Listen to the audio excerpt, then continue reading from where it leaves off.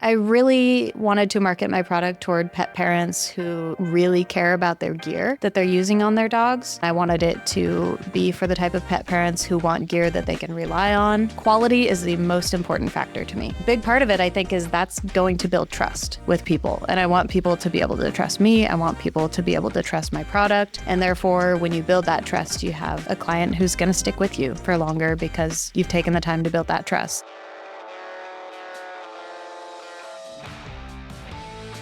Hi, welcome to The Hurdle, a podcast where we talk to interesting, everyday entrepreneurs. We tell our stories. I'm Max. I'm Jade. Let's dive in. Let's go.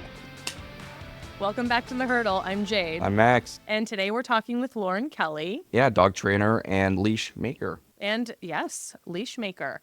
I am so thankful for her leashes because I probably would have lost my dog down a river in Banff National Park if I didn't have such a sturdy, strong leash on her. But anyway. Yeah, well, so her decision she had to make, and it was a challenge, was do I continue with the dog training or do I continue making the leashes? I mean, that was kind of the big decision she had to make. She was doing both as separate businesses, and it just became a little bit too much.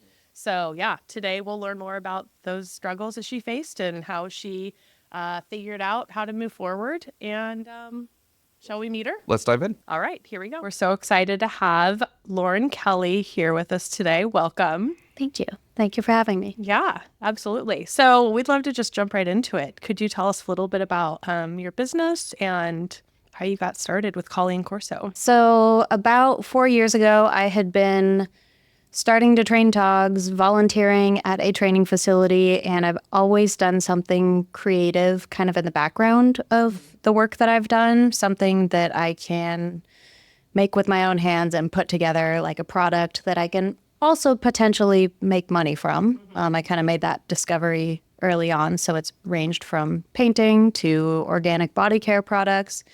And at that point in time, I'd kind of fallen out of my interest in painting and was training dogs. I saw this thing called biothane starting to be used as a product to make leashes and collars. I was like, why don't I do that? I do that. So that's kind of how I started. And it seemed perfect for the people I was working with. I was working with dogs and their people, so. And can you back us up?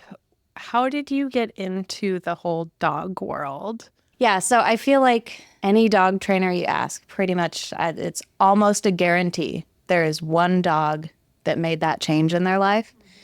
I was volunteering at the local animal shelter. There was one dog who I didn't interact with right off the bat, but after a while the staff said, hey, I feel comfortable with you starting to interact with that dog, so I did. And what was the hesitation there? Why were they not sure who should interact with this dog? Yeah, he was behaviorally a little bit tricky. So he wasn't comfortable with new people. He would get overstimulated, over-aroused fairly easily. So that would mean mouthing on clothing, body parts when people would come into his enclosure. It was in a way that he was just feeling these feelings of being in a shelter environment, which is hard for any dog. And that was his way of saying, I'm a little bit overstimulated right now, and this is kind of how I'm coping with it. So not in a way that he was trying to intend to do harm, but he was a big dog, so it could, potentially lead to someone getting hurt or exacerbating his feelings if they didn't know how to navigate those feelings well, and then potentially. Can you just briefly share what kind of dog trainer you are? Because there's lots of different kinds of dog trainers. You have a certain methodology and philosophy. Yeah, it's so frustrating for the consumer end of things because dog training is an unregulated industry. So anyone can call themselves a dog trainer. It's a really tricky thing. It's really confusing, and I feel really bad for the people who are not in the field and the people who are parents of dogs having issues, and it's very confusing to approach the field and say, well, what type of trainer is the right one for me? So personally, anything that I start to grow interest in, I want to be as educated on it as I can be. So I sought out certifying bodies different types of education. And so I am a multi-certified dog trainer, and the certifications range from the Karen Pryor Academy.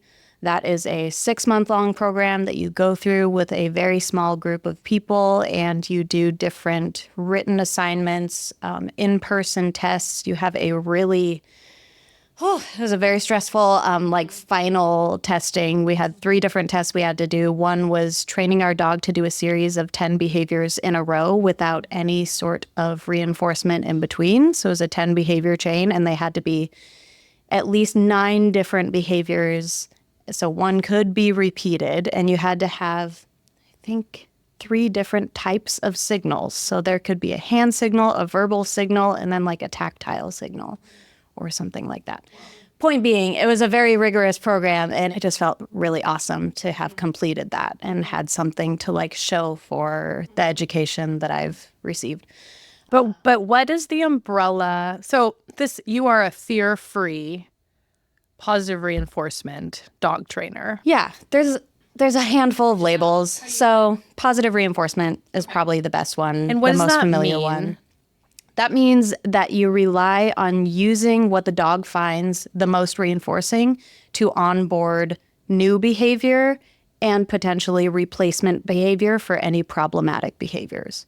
Okay. What positive reinforcement trainers focus on with problematic behaviors is putting a temporary pause, something called management, in place to get the dog to stop rehearsing the problematic behavior while we teach them a new behavior, and eventually we can get rid of that management aspect because they've worked on the new behavior so much that it replaces that old behavior. So with this dog at the Humane Society, who is mouthing, what would you do if you were to have worked with that dog as its trainer? What could you have done, or would you do with a dog like that potentially to help it have different behaviors, make different choices when it feels stressed?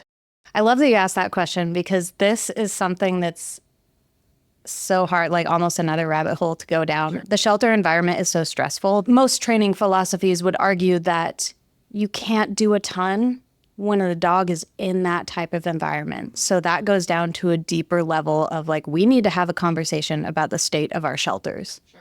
And like, if you are constantly stressed and you need to learn something new or develop new habits, if you are in a state where you feel like you are fighting for your life every day, you're never going to be able to learn great habits. So if this dog lived in a home environment, it would be a very different story. But unfortunately, this is why this dog kind of became my origin story. Was he was behaviorally euthanized. He was going downhill. His behaviors were growing in, their size, and he was starting to grab onto people's pant legs and like not let them out. I never experienced that with him while I was in there. There were only a small amount of people who were going in with him. And at this point in time, I wasn't a trainer. So I was just kind of going in with him, and he would play with his toy. And so I got the email that he was going to be euthanized the next day. So I cooked him some chicken and potatoes and asked if I could come in the morning before and feed him his chicken and potatoes. And he was just playing with his toy. I still have video of him. Yeah, my eyes are getting watery too. Yeah, it's hard. So I just, in that moment, I was like, this is what I want to do. This feels meaningful. We need help. We need resources for this kind of situation. Like, we need more people learning how to socialize their dogs really well so they don't get to a point of not fitting well in a home. We need people to have the resources to be able to reach out and get that help when they need it. And there is clearly not enough of that present because we have so many dogs in shelters. So Like overnight, you found your calling, right? It was just compelling. but you had your background with your grandmother. Do you want to tell us about that also a little bit? Sure, yeah. I think it's cool. My grandma was a judge in the AKC. She was a breeder of collies, like purebred, lassie, rough and smooth collies. Rough and smooth. Yeah, so they come in a long coat like lassie. And then they also come as a smooth, which is a short coat. Some people don't know they come in that short coat, but What's AKC again? There's so the many American acronyms Kennel in Club. this. Okay. Yeah. Thank you. Yeah. Thank There's you. so many acronyms from For all the non-dog. certifications to, the American Kennel Club. Okay. So they have a set of standards for each breed. My grandma was a judge and she was a breeder of AKC collies. So. Well, and I love that you growing up, you would play boarding facility. Yeah. Is that what you shared? Yeah. So my grandma and grandpa had property with sheep and ducks. She would do the whole thing with her collies. She would do herding trials and we did all the things. So she also, since she was a breeder as well, she had a whole external building that would hold, and she would watch other dogs for friends. And when they would have breeding pairs, sometimes they would bring the other dog over and stay, during that heat cycle and whatnot. So she had an external building with different kennel runs, and she had a mudroom in her house that had an extra bathtub, like an actual human bathtub in it, and then a wall of grooming brushes. And they had a creek on their property. So I would have a fun time going, oh, can I take the dogs down to the creek? Okay, now we're back. Can I groom them? And I would pretend like they were at a boarding facility and I was taking care of them. Well, and you mentioned when you kind of got back into that world, people recognized her name. Like she's a local celebrity, right? Like pretty much in that world, right? Yeah. It's awesome. I got a collie again a few years ago because I was like, I don't know, I'm looking for a second dog, and that part of my life kind of came back to me. And so I have a collie now, and I'm getting more invested in breed-specific activities like herding, and I'm a board member of the Cascade Collie Rescue. So getting back into the collie world, and a lot of people know my grandma and speak highly of her. So that's so cool. Like really, That's really awesome. amazing. So dogs are in your blood. Yeah. Yeah. Okay. So you had this really meaningful experience with the dog at the shelter. And then what came from that? Because as of a few months ago, you had two businesses. You had a dog training business that you were running, and you also have your current business where you make these biothane, I call them weatherproof dog leashes. So how did those two businesses come to be from this moment with this dog in the shelter? Yeah. So at that point, I thought, well, how can I get into this? I decided to look for opportunities to potentially volunteer or shadow at a local training facility. And that is when I found a business called Training Spot. And they had really great reviews on Google, smiling faces on their website. Like everything about it seemed like this is the place in town that I should go to if I want to learn about this. So, and I started at that point, like I said, I'm a big researcher. So I started to get interested. So I started researching different things.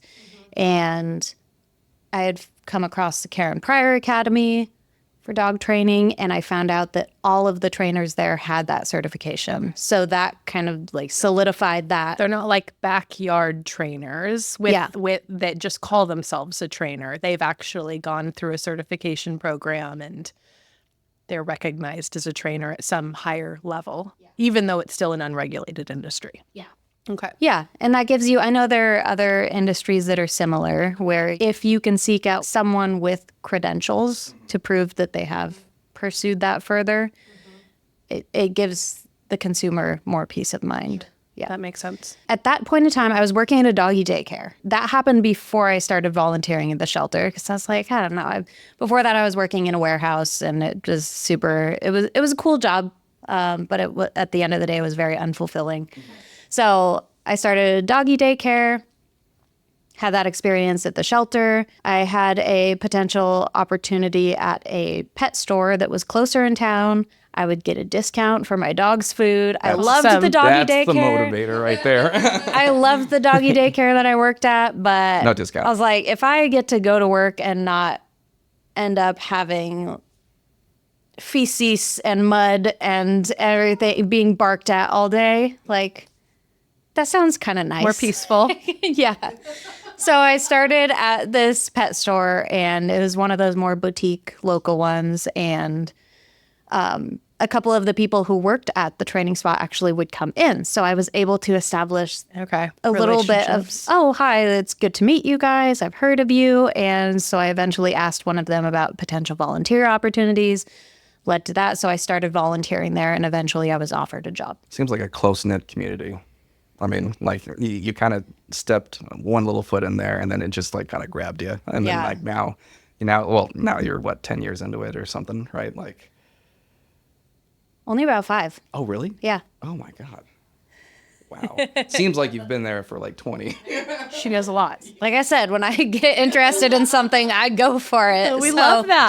Dove in. Yeah. We love that. Okay, so you started your journey, your career as a trainer, working for a training facility. Yes. And then at some point, you went out on your own and started your own dog training business. Yes. How did that happen? And when did the leash business come into play? Yeah. So the leash business came first because I was working there as a trainer. I was like, I always want to do something creative in the background. And like I said, painting, and I kind of lost interest in painting. And you were during that time. you were also previously selling skincare products on Etsy. A little bit. A little bit. Briefly, yeah. Okay. But you had a little bit of like experience selling products to other people, right? Yeah. So you weren't going into the leash business with zero entrepreneurial experience. Okay.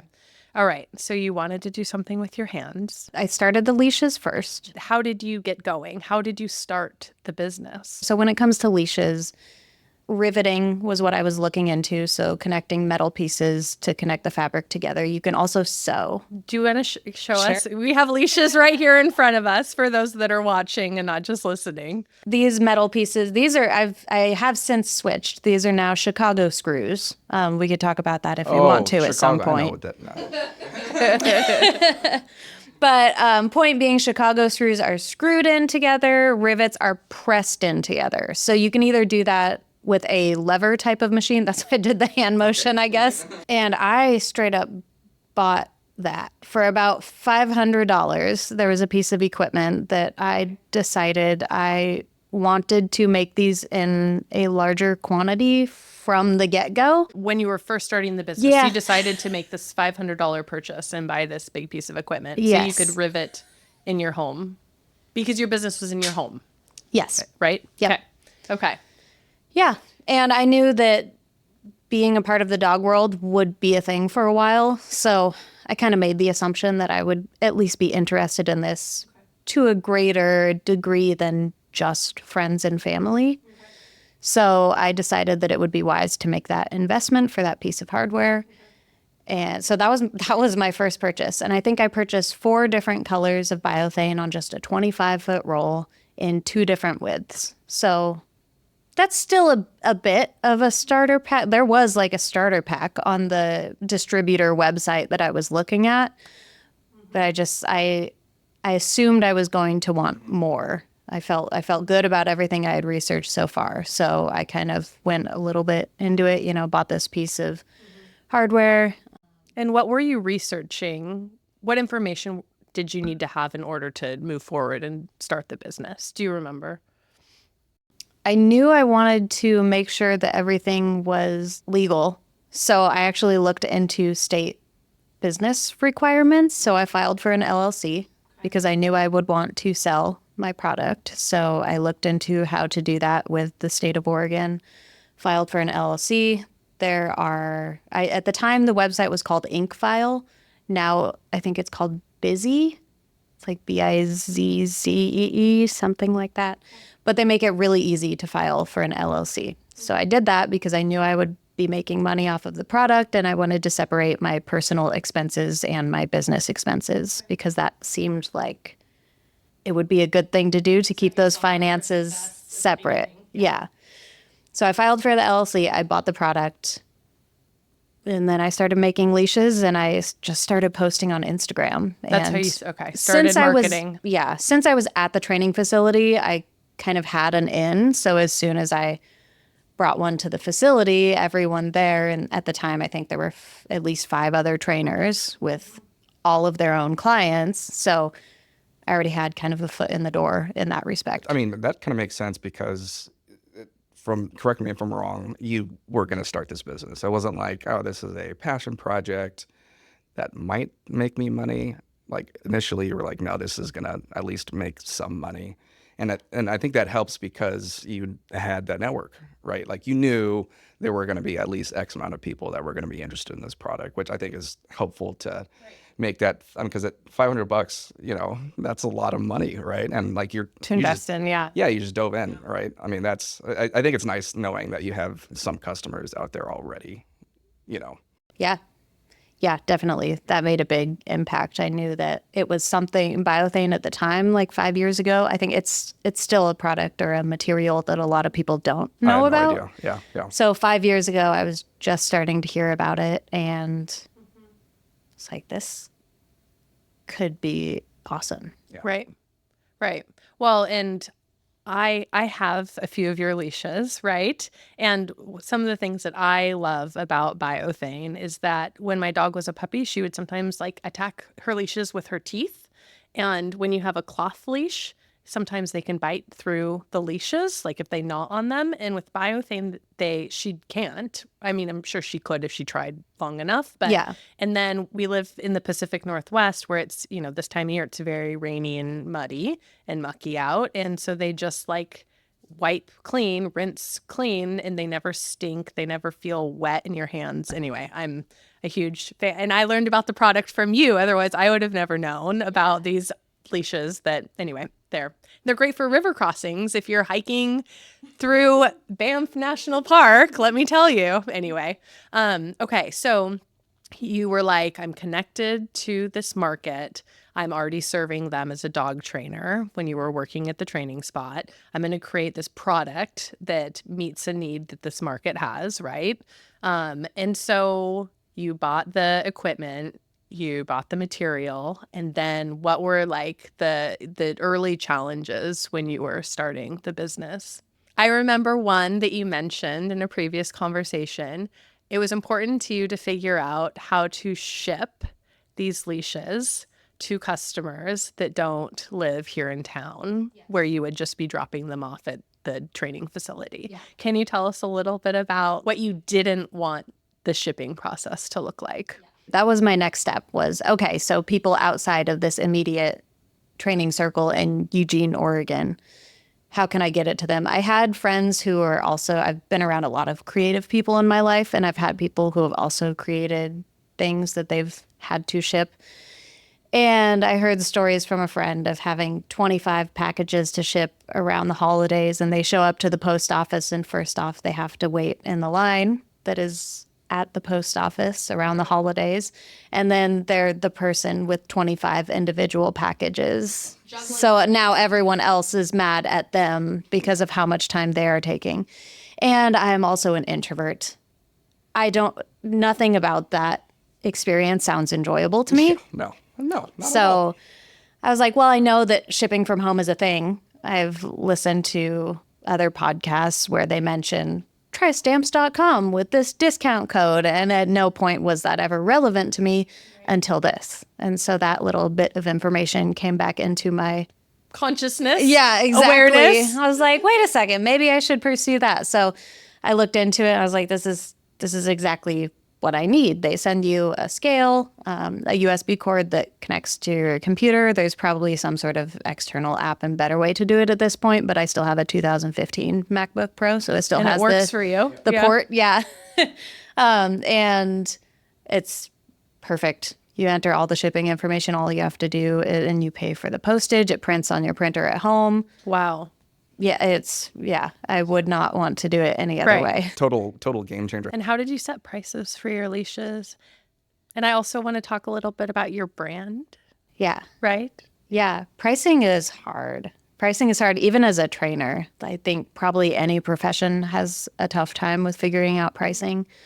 Part of it is, what does the market look like already? And that is what I did from the beginning was, well, what are other people selling these leashes for locally? That was an important part. I was never going to source my prices to online prices when Amazon is always going to be the least expensive option. It just is. And that is also not the crowd that I'm going for. I'm not looking to sell. So who did you want to sell to? And how did you want your brand to feel? Because I remember you had some opinions about that. Yeah, quality is the most important factor to me.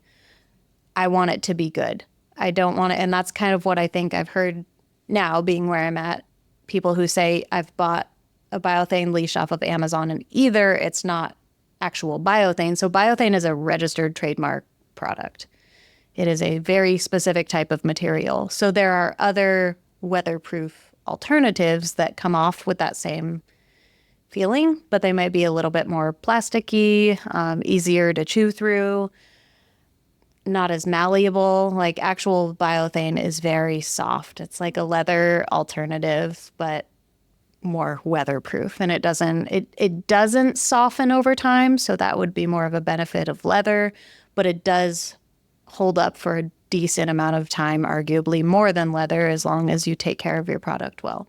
So quality was a huge factor for me. So you wanted a customer that was wanting a higher quality leash, Yeah. and you were also wanting to market to a customer who can you describe that demographic for Yes. us? I really wanted to market my product toward pet parents who really care about their gear that they're using on their dogs, and pet parents who want gear that will last, who aren't just looking for a quick fix. And that's funny enough, now that I say that, that's the same training philosophy. Positive reinforcement isn't going to give you a quick fix. Right. It's We are not like an genuinely e-collar or a snapping the leash or a prong collar. Yeah. We're genuinely working on changing the emotions involved. Right. And Not that an overnight takes, Not just suppressing the behaviors. yeah. Yeah. So with the product I was making, it's same thing. I really care a lot about the quality and how I'm actually coming about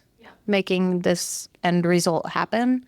And I wanted it to be for the type of pet parents who want gear that they can rely on, and that a big part of it, I think, is that's going to build trust with people. And I want people to be able to trust me. I want people to be able to trust my product. And therefore, when you build that trust, you have a client who's going to stick with you for longer because you've taken the time to build that trust. So from the get-go, I wanted to have something that people could rely on, and therefore build that quality relationship over time. Okay. So how did that influence or guide your brand? Yeah. So not only with the leashes, I really wanted people to either just see my logo, see that little thumbnail on Instagram, or go to my website and think, oh, this is nice. You know, I wanted that immediate. I didn't want to, you can make or break it when they just visit your website. First So impression, right. I want to make that first impression before they have to get to the point of having one of my leashes in their hand. I want them to see my business card. We could talk about how I came about making my business cards. Did I give you one? I have not Have seen you? I don't one. think so, no. Oh my gosh. I should have done this so you guys Tell saw. us about this. So yeah, more of my research. I came across Vistaprint, which is an awesome online source for printing marketing materials or really anything on any sort of product. So with business cards, they have I don't know what the option is called, but I'm using like a thick cardstock with rounded corners and like a silky matte finish. I didn't want to then that was my business card from day one. I've changed the design since then, but from day one, I went with those rounded corners, that nice soft matte finish, because like I said, that first impression of, I want to prove to you that I mean business from the get-go. Right. I want you to get this and go, oh, right. It's not just some. Fits into that brand. I mean, high quality. Yeah. I care, right? Yeah. And so how did you design your logo around the values that you wanted to communicate? Yeah. That, I did not know very much about graphic design. That was something that was new to me, and I feel like I have a lot of good ideas, but as far as putting those on paper, it can be kind of tricky. With the painting that I used to do, I used to kind of just start painting something, and it wasn't I could end up making it look good, but I wasn't necessarily an amazing painter. You know what I mean? So when it came to my logo, I thought it would be cool to have a dog with kind of this leash connecting to its neck, going around in a circle with a handle on the end. So it kind of encompasses this logo type picture.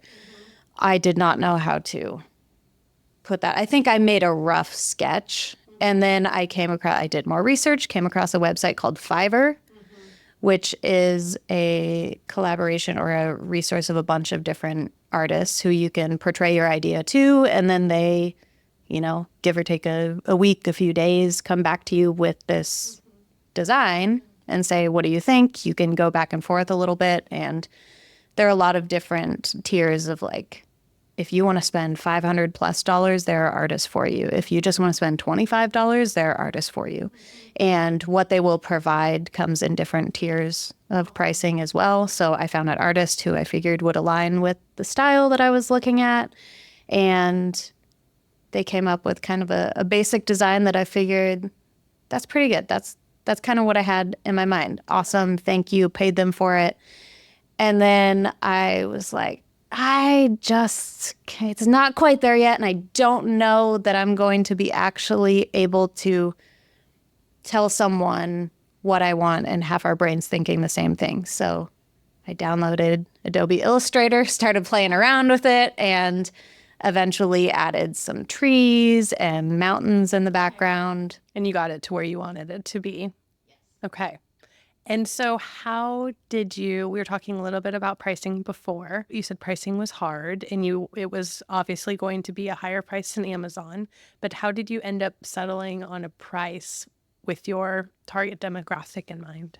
I actually ended up expanding my search because Eugene, I feel like some might consider a bigger city, maybe. We have 200,000-ish people here. Yeah. So, yeah. But I'm from the Seattle area. So that is not big. So yeah, so I was like, I need to actually expand. Also, we can consider the U of O is here, Nike's here. I should raise my price. I should expand the area that I'm looking at because there is someone local who does make bioplane leashes. And I was just so confused as to how they weren't charging more. Okay. And I still, to this day, am not sure how they are not charging more. Additionally, if you go to their website and you have their product in your hand, it's great and it's going to do the trick. I do recommend them to, there's part of my line, I don't make really small leashes for really small dogs. Mm-hmm. So I will recommend them, right. I love recommending people externally to other sources if I don't have something that will serve them. It builds trust. So, you're not going to sell something that they don't need, right? Yeah. So, or build something that you don't want that I don't yet have the space for. I would love to at some point, but I'm still such a small business that I just can't feasibly do that at this point. It's just you. You don't have any employees working for you. Is that right? Yep. So I expanded my circle of research to, there's a couple companies in Portland. I found one that I was obsessed with their aesthetic. Okay. It's like, this is great. This is what I'm going for. Okay. You hop on their page and you're like, it looks like an adventure dog influencer, beautiful photography. I was like, that's what I want to go for. Okay. So I kind of honestly was like, I'm going to make my prices very similar to theirs because I know my quality is just as good. Okay. That's what I'm aiming for. So I made mine pretty similar to theirs. And I think that was a little further down the road. At first, when I was selling to kind of just friends and family, before I was actually shipping outward, I had a little bit lower pricing because I wasn't starting right out the gate at that. But it wasn't too far along that I then was like, okay, I want to match this aesthetic. I want to be seen as a serious business, a professional, a high quality product at that. So then I knew I had the product to reflect that. So. And have you changed pricing since?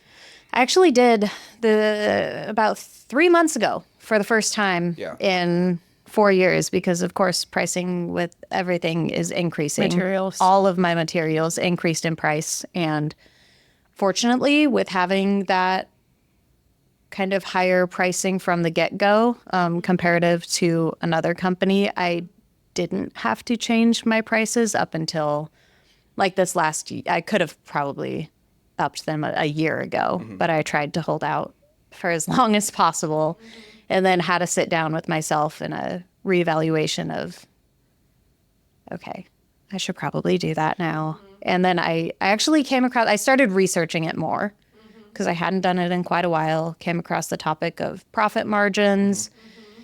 And oh my gosh, that was overwhelming. I definitely probably should have hired some professionals within their fields to understand this better. Okay. I would recommend that to people if they have the resources to do so. Explain like financial concepts like profit margin, or is Yeah, that okay? because I'm still kind of like, okay, especially because something I found out was profit margin is going to be different depending on what industry you're in.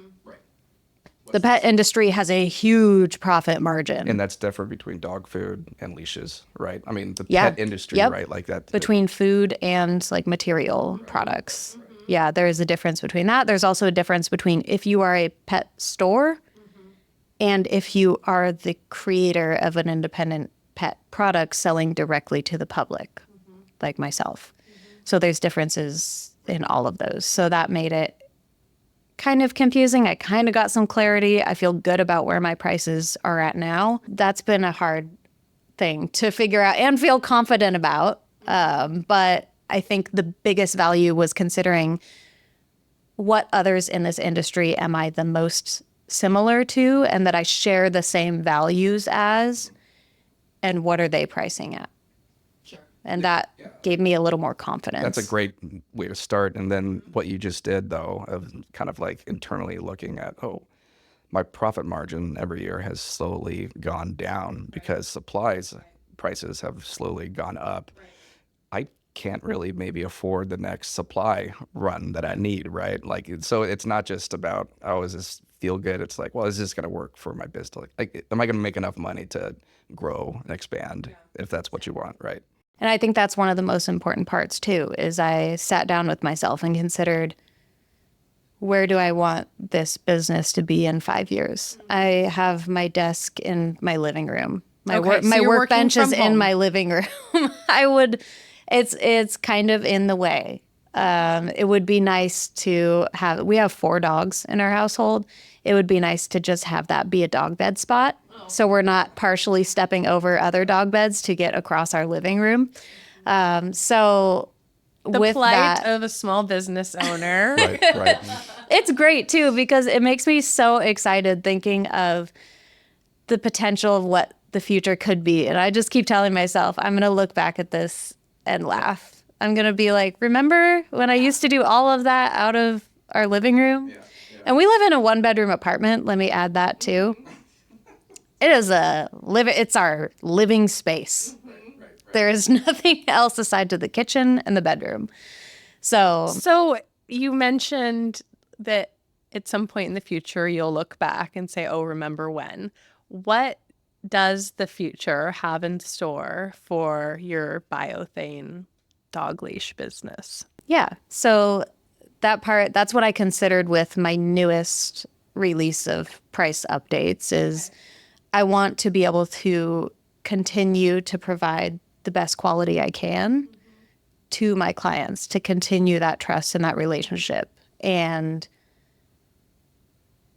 therefore, what do I need to charge in order to continue that expansion and that growth? So in the future, my goal is to ideally, I will have a house at some point. You know, I'm probably going to be here another 5 years at least in this area. And then ideally, I would honestly love to live somewhere with more snow. I love snow. I have seen other creators of biothane leashes who have like an external shop that they have their little workbench in and stuff. Something like that I think would be so awesome. So, and the funny thing is, people have asked me this question before, and I've always had the answer of, I think I just want to do this as my own business. I don't think I ever want to hire any employees because that's part of the reason why I've always done something in the background of whatever other work I'm doing is I enjoy making You enjoy it. Right. I enjoy being able to put something together out of the things in front of me and have this end product that is really cool. Yeah. So I think it'll, And happy customers. yeah. Yeah. So I think it'll just be me Yeah. in a expanded space. Right. So it doesn't interfere with more of the, I'm eating breakfast and I'm staring at my work from across the room.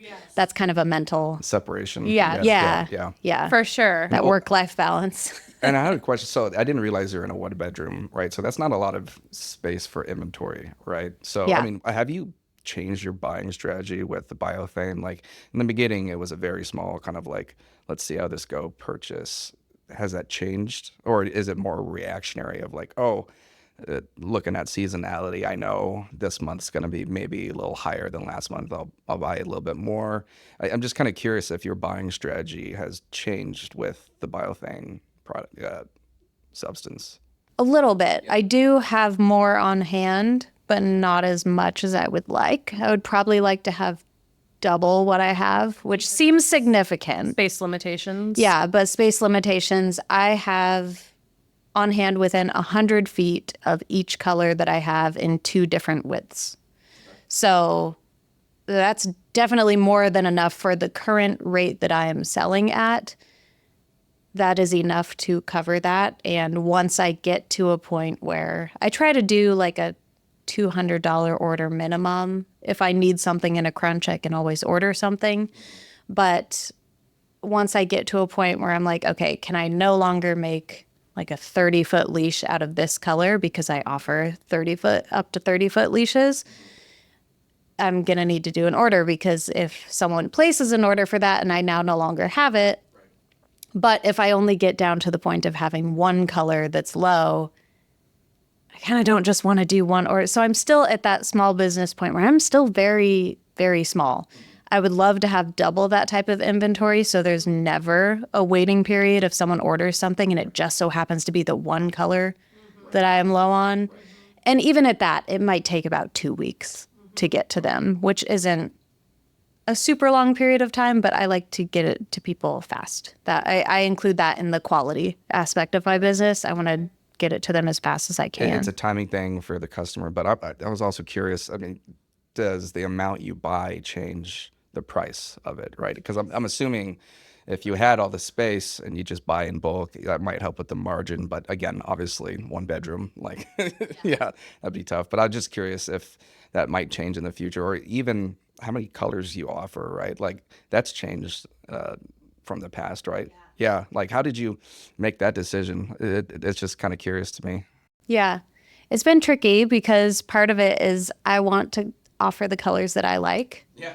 And sometimes I have had a couple colors. I'm like, I don't really love having those colors for whatever reason. I'm much more of an earth tone, neutrals, kind of muted color kind of person, except for the high vis orange. I was going to say, I'm obsessed with the high vis orange. You love your high vis, girl. I do know that about you.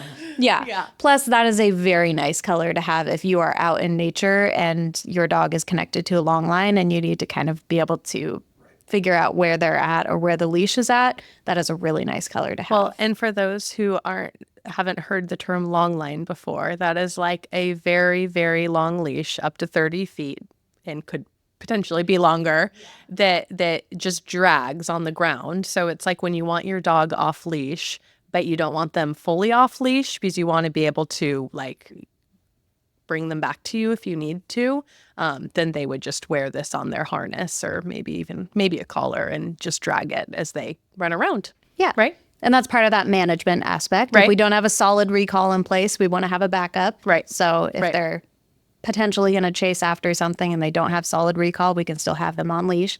It's just a really long leash. There are a couple colors that I have since phased out. I have brought on new colors, but maybe it was like more of a bright teal, and now I have a more muted kind of natural teal.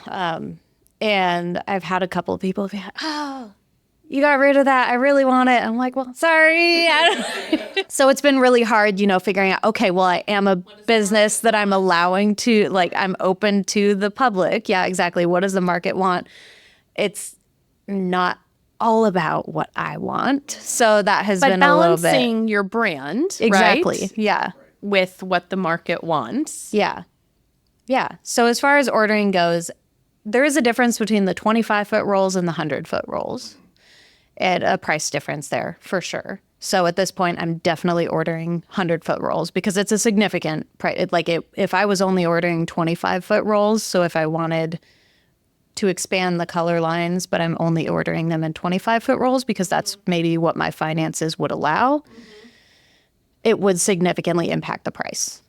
Significantly. Okay. So ordering in 100-foot rolls, there is a point too where if I order enough 100-foot rolls, then I will get a discount on top of that as well. Same goes for hardware. Okay. So my hardware suppliers, if I order, X amount, then you get 15% off, X amount, 20% off, X amount, 25% off. That could significantly affect your profit margin, right? Yeah. Or the customer just has to absorb that difference in the price that you're paying for the material, which maybe isn't ideal, right? Because if we continue to increase the price, might not sell as much. Yeah. So that has affected how I've figured out my pricing as well, is I'm basing my prices off of ordering 100-foot rolls and at least a quantity of hardware of 10 or more. Yeah. So those that's kind of, I feel like what is the baseline of my business. I don't ever want to do under that. If I have to do under that every once in a while because, I'm short on something and I have to place an order, that's fine. If I'm able to at some point order more than that, awesome. Right. But that is going to be my baseline and my prices reflect that. So how do you manage all of this financially? How do you set yourself up for success so that, and I'm sure there's moments in every entrepreneur's life where they just don't have enough cash on hand to make a purchase. How do you handle those ups and downs in the business's financial journey? Yeah. I've always done something in the background. Okay. I have never been just my leash business. Okay. I've always had, I think, like I said, when I first started, I was working as a trainer. At one point, we'll still have to talk about this because we haven't yet talked about how I transition out of training at the facility, but at one point when I was just my own business, there was a stretch there where I was not having some great months. And very fortunately, my partner was able to cover our household expenses those months.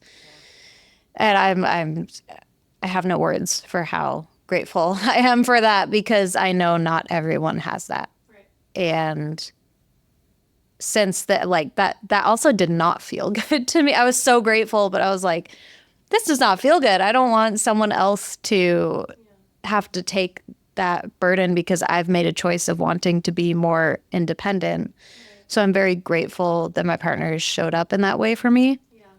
Yeah.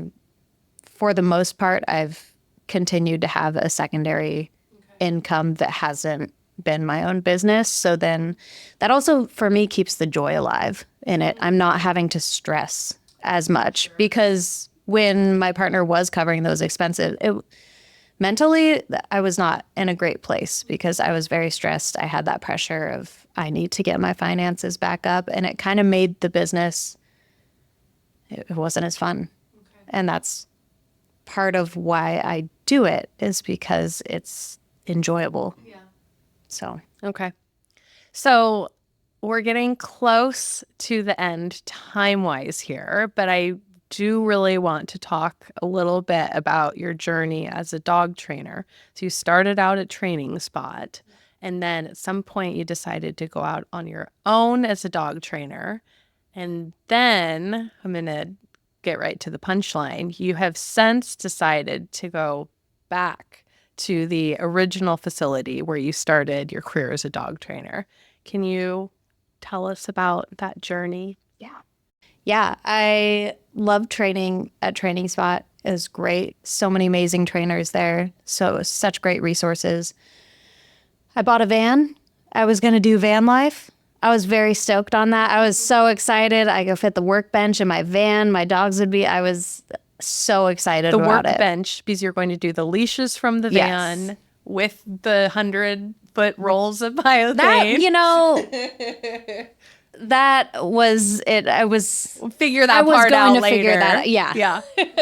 Because at the point that I'm at now, they all fit in a tote that fits right under the workbench. So my setup is really nice. It takes up a lot of space for a 1-bedroom apartment. Okay. But not a van, though. In van life, it could have also doubled as a countertop. Like, I think you and your traveling experiences, you know how dual purpose things could be. I think it's a I did van Husky. life too. Yeah. a Husky or DeWalt tool bench with a DeWalt tool container. So it's all very nice. Sounds heavy though. Sounds like a lot of weight to It be. is. Anyway, schlepping around. Yes. Another consideration when you're doing van life. Yeah. A topic for another time. Yeah. Okay, so you have this vision. You're going to do the leash business and you're going to also do remote training from the van. Was Yep. that the vision? So I And then what? decided to leave Training Spot because I was going to move into the van and do this whole journey. Okay. Then I met my current partner. Wait, like on the road you met your current partner? No, I had not left Eugene. You're preparing to hit the road. Yep. And then, oops, I met a guy. Yeah. These guys are the worst. Life is crazy. The universe is crazy. And then what? Yeah, so I figured vans will always be available. The reason why it was a very nice 2023 high roof extended wheelbase ProMaster. Fancy. Oh yeah. I justified that by the fact that I would be living in it. It would take the place of my rent payment. Once I met someone here in Eugene, it's like, well, I won't be living in the van on the streets of Eugene. It would make sense for us to share a place together. I can't afford 2 rent payments worth. I can always buy a van again. So I decided to sell the van. Point being, I stayed here, but I had just left Training Spot. So I just decided to do my own thing for a couple years training wise. And you had all those certifications at that point. So you Yeah. were pretty marketable. Yeah. Okay. But So then it was on you to do the marketing. exactly. I'm fast forwarding us a little bit here. Yeah. And so it was hard because I still don't understand, what is it, SEO? Search engine optimization. That's our world. Yep. So I'm glad that our worlds are colliding. Because that I still don't, as a trainer, I believe I still don't show up on the first page of Google. And the statistic is that no one goes past the first page of Google. So on the plus side, the clients I was getting had me as like a direct referral. And they were pretty much being converted to training packages. They were like, either my vet told me about you or this friend who trained with you. So it's interesting because coming from a business where you do kind of discovery calls and maybe they work with you, maybe they don't, to the pro of that, niche connection that I had was people were pretty much willing to work with me. I didn't really have to do much to try and convince them didn't have because to they sell 'em, trusted the yeah. source that they were getting that information from. But on the downside, it was to try and pull in anyone new was really, really difficult, especially because Training Spot is an amazing facility in town. So and I have the same philosophy as that. That's where I came from. That's where I was born from as a trainer. As far as where I was at, the type of training I was doing and everything and the certifications I have, I knew that I could charge the same price. The only real difference is that I didn't have a facility, which makes it kind of hard, especially this time of year. We're going into the rainy season. Especially, I really love working with dogs who would like to bite people. Interesting. I would I not love have working with Which we call reactive. Yeah, dogs. and it's not that they just want to bite people. I like saying that kind of like as a joke, but they either have resorted to that in situations they've been in, or they've kind of learned that helps get them out of the situation that they're in. So I love working with dogs like that. It's really hard to work with dogs like that if you don't have a facility. It's either you got to be virtual, which is a whole nother hard thing to convince people to want to do because they want you to see how their dog behaves, which in some cases it's incredibly helpful, but you have to balance your own safety as a dog trainer. So that was a really hard part of being my own business. And why did you decide to go back to the training spot? Because this is recent. This was a recent decision that you made. Right. Yeah. I decided to go back because after a while, my partner and I kind of talked about what is our future looking like? Where are we? You know, we both want to move at some point. We're probably going to be here, like I said, for at least another 5 years. So, and I've still kept very close with the training spot family. So recently we were kind of talking about potentially collaborating again. And I really thought about it. It was coming that time of year where my business insurance was due. Right. Those financial considerations. Yeah. And I considered just how many clients am I actually getting. And I don't know if this is true for all business insurance, but at least for mine, which was dog trainer specific, I had to pay it all in one chunk every year. And that's another like $500 to $600 in one chunk. And for someone who's not taking on that many clients, because I didn't really realize, as silly as it sounds, that I had two businesses. I had my leash business and my training business. So my attention and my energy and my time was being split between two different marketing and networking businesses. I wasn't getting I wasn't getting the amount of training clients that I needed to rely on that. And so I just thought, you know, there's such a great team. Why don't I just go back so I don't have that stress? And I can focus more on the leashes, and I can build up my own training business in the meantime. And then once we actually do move out of the area, I can launch that. Right. Right. You're not shutting the door forever on that. It's just at this moment in time, this made the most sense. Yeah. Yeah. Right. Yeah. It's kind of like, why not? The resources are there. Right. They're welcoming me back. Right. You already know what it's like to work there. Right? Yeah. Yeah. Yeah. Well, and you get to focus on the things that you really enjoy. Like what I'm hearing you saying is that you didn't really love like recruiting, marketing for the dog training business as much as the leash business. You really like doing the training, and you enjoy making the leashes. You enjoy, like, you know, all of the work you've done around branding and marketing for the leash business, but the dog training business, it was just getting your own clients it wasn't easy all the time, right? Especially because you have this incredible other resource in town for dog trainers. Yeah. So now you get to focus on the things that you really enjoy, right? And that you do well. And yeah, I think that's a win all around, right? Yeah. Yeah. One question I have. What has your growth been over the last 5 years with that business? I mean, at the beginning, obviously, you're ramping up, but just curious, did you ever realize there was some seasonality of like, oh, for whatever reason, in the winter, I'm selling more than I do in the summer? I mean, running your company now for 5 years, do you feel a little bit more confident in some of those? Like predicting sales? Predicting sales, and then also just kind of seeing a growth of like, oh, this is actually like a legit business. I mean, it seemed like that happened pretty early on, but I'm just curious, 5 years later, what's it looking like now? Yeah. I could be better at tracking that. I think that's something that personally within my own business I should be better about.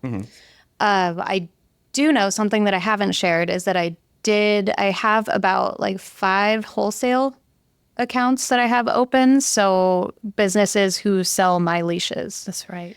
And That's awesome. yeah, it's really cool. There is a holistic veterinary service who focuses on force-free methods in Wisconsin.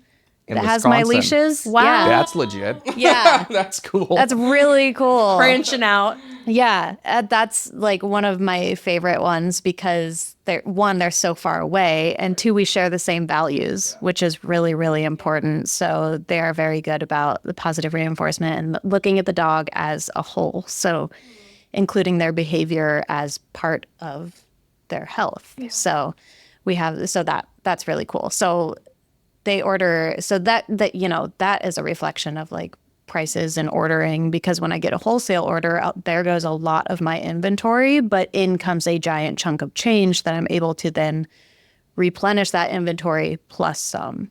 So that's really nice. And And I do have my leashes in a pet store in Portland. So the Wisconsin veterinary place is called Integrative Veterinary. And the Portland place is called Meat for Cats and Dogs. If you're ever in the Portland area, I would definitely recommend you check them out. They're such a cool pet store. And it's more along those lines of the pet boutique. So they have a lot of natural options. And then I have 3 places here in town that have my leashes as well. So Awesome. that's really nice. Yeah. That's huge. So I have had that. That has been a big thing. The first time someone asked me about wholesaling my leashes was like, oh my gosh, that's cool. So that has affected some of my growth in that respect. So that's almost a little different. But once it first started, it was like, oh, okay, there are going to be times where I will have to be a little bit more intentional about how much I'm ordering and what to do when that giant chunk of change comes in, and exactly how to spend that to be really wise with that. Awesome. Do you have any thoughts? Have you ever considered adding other product lines to this business, or do you think you'll stick with the leashes that you've been doing really well selling? Yeah, I do have collars available. I'm honestly not the biggest fan of collars because they can be, with the biothane, directly on the skin. It's kind of a frictiony material. So especially with dogs with long coats, I can see matting happening very easily. So personally, I have made, quite a few collars at this point, and the people who use them, I try to mention that on the website, that the potential for that to happen. And honestly, it's kind of a bulky material and it's kind of stiff. I just don't think it's the most comfortable thing for dogs. And going back to the point of, I need to consider what other people want and not just myself. My dogs don't wear collars. They all wear harnesses. Right. They rarely ever wear collars. So I was like, I don't need collars. So Why would I make them? Yeah. But I have had friends say, well, we only wear them when we go to the river, or we only wear them when we go to the beach, and they are very helpful. Yeah. So I have kept those available. Okay. Although for those reasons, I haven't expanded too much on them because I'm like, I just can't. If I can't get behind a product, I'm not going to make it the type of product I want to sell. Not gonna feel good about it. Yeah. So Totally. yeah, and I have expanded with a couple different types of leash creations. You have lots of different types of leashes. Yeah, and so that's been fun. Yeah, that's awesome. That's exciting. I've noticed that honestly, it's funny because no matter what I make, I have made some like a drag line is a long leash but without a handle, so it minimizes the opportunity to get stuck on things. So if your dog is running around and you drop the leash, there's minimal opportunity for it to get caught. And I've had someone once ask something along the lines of, maybe at times it could be used like attached to your body or hands-free or something if you do want it to be attached, but hands-free, because I do make hands-free leashes. And so I made a adjustable crossbody type of thing, and I've stamped a hole in the end of the drag line so it can buckle into this crossbody thing, which I think is That's cool. so cool. I could be doing more marketing on it, but it just really hasn't sold. Because something I've noticed is whatever the internet has as going like the most viral is what people want, because that's your best marketing. Right there is the entire internet talking about it. So hands-free leashes are very popular, a very popular topic on the internet. So those have sold very well. I had a video on TikTok of one of my hands-free leashes get pretty popular. I don't know if you'd call it viral. I think it has over like 50,000 views. That's so viral. Definitely more views than any of my other videos. So that was a burst in sales of that type of leash. Is that a direct correlation, you think? Like, if you kind of knew you were going to get an influx of sales with $50,000 view, right? I mean, 50,000 views. yeah. I didn't really know because it kind of all started happening at the same time. Like people were interesting. actually seeing that video, going to my website and buying a leash. I was Just like this is this is cool. Yeah. So cool. Yeah. Because at that point, my business, this was probably like maybe 3 years So ago. still pretty early then. Yeah. Yeah. Yeah. And that was really That's cool. cool. So it wasn't necessarily that. And I would consider that next year or so, not necessarily from that video, but I think hands-free leashes were becoming a fairly popular thing. And so I was getting a lot of people ordering the hands-free leashes. It's awesome. Well, and check in the description, we will have a link to Lauren's, Collie Corso's social channels if you want to check out her products. Yeah. Should we move into our favorite lightning round? That's Sound effect. that is lightning. I didn't even know you had drums in here. I know. We just sneak them in. All right, here we go. Daily habit that helps you stay grounded and focused on what's most important. I drink a tall glass of water with chlorophyll drops in it every morning before I drink my coffee, before I do anything else. I think that gives me a tangible thing to do every You were morning. gonna just end on I drink. I go, well, hey, whatever. Number 2, lesson you've learned from your entrepreneurial journey. Stay true to yourself. Misconception people have about running a small business. I don't know.